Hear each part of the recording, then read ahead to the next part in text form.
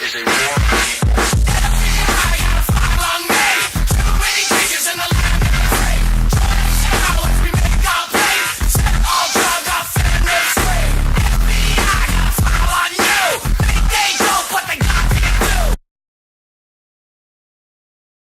It is important to understand the difference between the term Jews, Hebrews, and Zionists. The majority of the world's Jewish population are honest, caring, honorable people who practice Judaism, follow religious tradition, and embrace good moral values. The term Hebrew refers to the Hebrew language. It also refers to the Hebrew people who are the ethnic descendants of the original 12 tribes of Israel.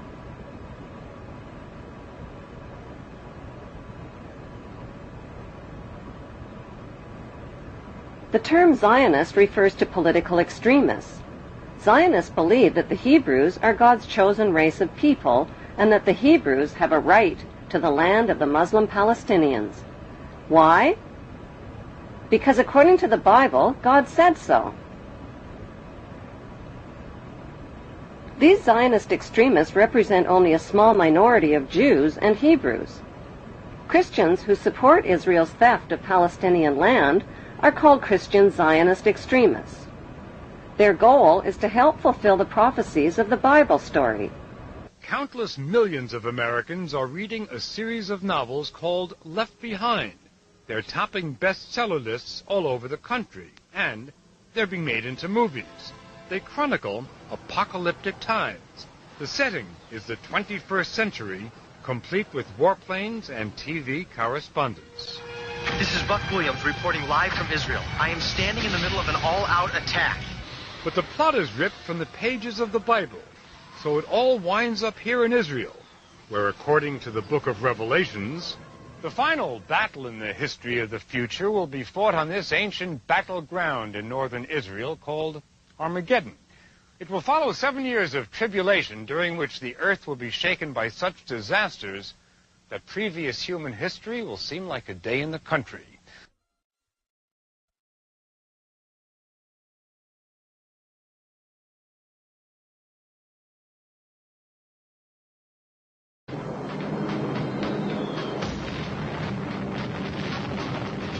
I made the only decision I ever knew how to make. I did what I thought was right. 50 years ago, the United States dropped the atomic bomb on Japan. To this day, Americans know very little about how that decision was reached. The idea that the United States committed these and other horrific crimes against humanity and participated in the 9/11 incineration of thousands of its own citizens is too frightening a thought for many to consider. But even more frightening are the consequences of denial.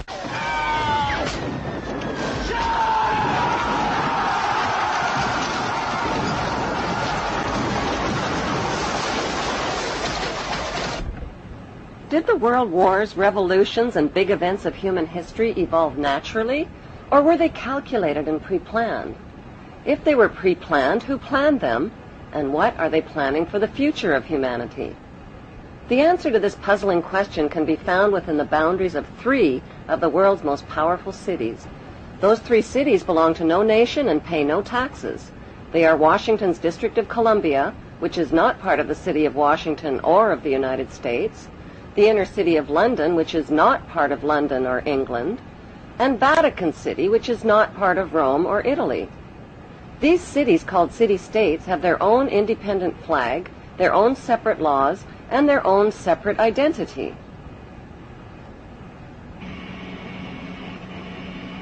Vatican City is in fact a state, the smallest principality in the world. It lies on the banks of the Tiber, completely surrounded by the city of Rome. Its status as a separate state emerged from the Lateran Agreements of February 1929. It has its own newspaper, postal service, radio and television station, its own flag, and a population of about 1,000. The Vatican also has its own army of Swiss guards, and it even has its own prison. Gracing the walls of St. Peter's Basilica is the Vatican-approved image of God, an angry, bearded man in the sky, painted by Michelangelo. Sinners who disobey God's list of thou shalt nots risk incurring his wrath and damnation and burning in Satan's eternal hellfire. Cruel and violent images of God's tortured Son, suffering, bleeding, and dying, with thorns gouged through his skull and nails pounded through his feet and hands, are on display throughout the Vatican. These images serve as reminders that God allowed his Son to be tortured and killed to save the souls of human beings who are all born sinners. These explanations and scary images are especially difficult for children to comprehend. The Vatican rules over approximately 2 billion of the world's 6.1 billion people. The colossal wealth of the Vatican includes enormous investments with the Rothschilds in Britain, France, and the USA, and with giant oil and weapons corporations like Shell and General Electric. The Vatican solid gold bullion worth billions is stored with the Rothschild-controlled Bank of England and the U.S. Federal Reserve Bank.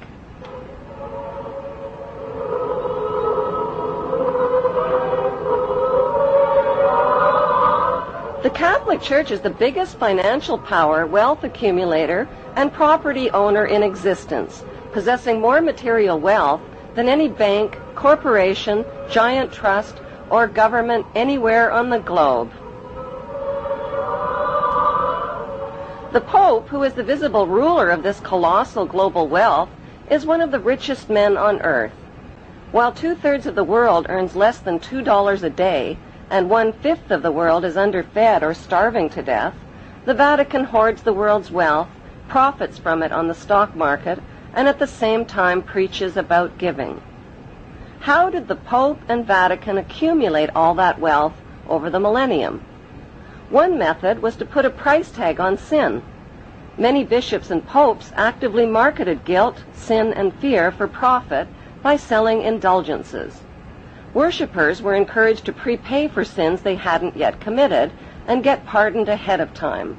Those who didn't pay up risked eternal damnation in Satan's oven.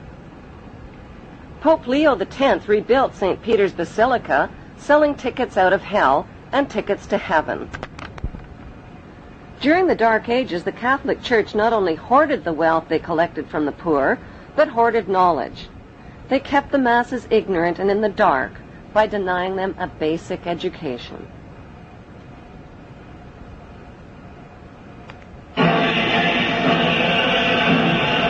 More than 60,000 armed Christians were on their way to reclaim Jerusalem from the